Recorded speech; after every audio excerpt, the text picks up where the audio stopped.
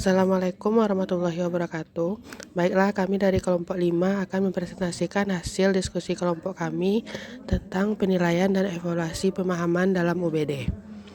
Di mana pada penilaian dan evaluasi pemahaman dalam UBD ini, tahap penilaian dan evaluasi itu merupakan tahapan yang sangat penting.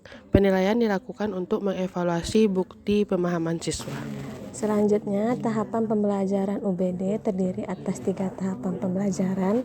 Yang pertama, mengidentifikasi hasil yang diinginkan, kemudian menentukan bukti belajar yang dapat diterima, dan merancang instruksi pembelajaran yang sesuai dengan tujuan. Dalam kerangka UBD, terdapat 6 aspek yang digunakan untuk menilai pemahaman peserta didik. Menurut Wijins, 6 aspek pemahaman tersebut: yang pertama, penjelasan; yang kedua, interpretasi; ketiga, aplikasi; kemudian perspektif, empati, dan pengetahuan diri. Penilaian dan evaluasi pemahaman dalam Understanding by Design atau UBD memiliki 6 aspek, salah satunya kemampuan empati. Peserta didik dikatakan memahami ketika ia bisa berempati dengan memahami secara sensitif apa yang dipikirkan orang lain. Di dalam kemampuan empati, terdapat 5 indikator yang akan kita capai.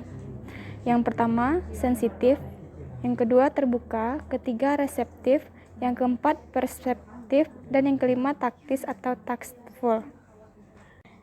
Kriteria yang dapat digunakan sebagai deskriptor dalam menilai empati peserta didik diantaranya adalah sensitif, peka terhadap permasalahan; terbuka, menerima tanpa paksaan; reseptif, tanggap terhadap anjuran orang lain; perseptif, kesadaran yang tajam; dan taktis atau tactful, dengan siasat atau perencanaan yang teliti.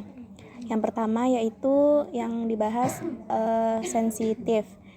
Sensitif kaitannya dengan kemampuan berempati ialah peserta didik peka terhadap permasalahan. Peserta didik ikut merasakan apa yang dirasakan oleh orang lain.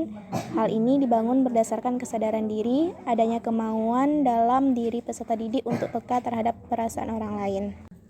B. Terbuka. Terbuka kaitannya dengan kemampuan berempati ialah peserta didik menerima tanpa paksaan.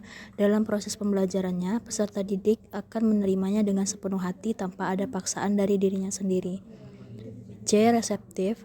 Reseptif kaitannya dengan kemampuan berempati ialah peserta didik tanggap terhadap anjuran orang lain, yaitu saat peserta didik mendengarkan dan mengikuti instruksi untuk saling tolong-menolong antar sesama manusia, maka peserta didik menerapkannya dengan cara tanggap sosial seperti bisa berbagi dan mau menolong kepada orang yang terkena musibah. Yang selanjutnya adalah perseptif, di mana perseptif kaitannya dengan kemampuan berempati ialah peserta didik memiliki kesadaran yang tajam, peserta didik cepat melihat, memahami, atau menyadari sesuatu.